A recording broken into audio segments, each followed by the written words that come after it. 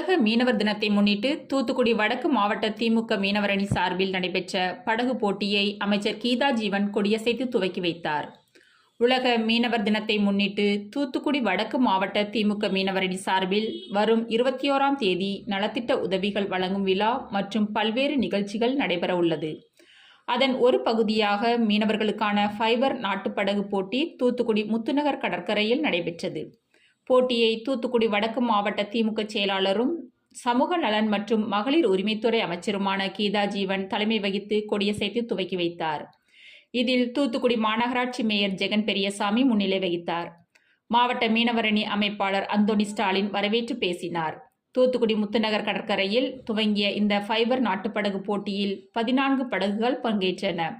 4 nautical கடல் mile போட்டியின் தூரமாக நிர்ணயிக்கப்பட்டிருந்தது. போட்டியில் முதல் பரிசை ராஜு, 2ஆம் பரிசு விஜயன், 3ஆம் பரிசு ராஜேஷ் ஆகியோரது படகுகள் வென்றன.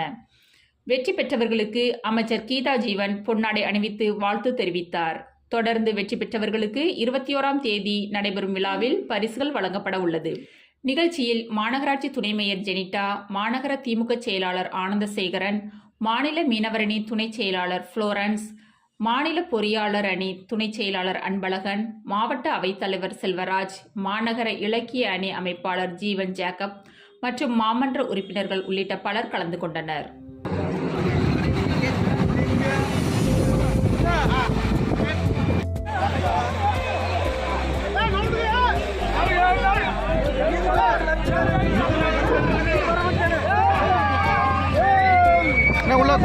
உள்ள வராங்க.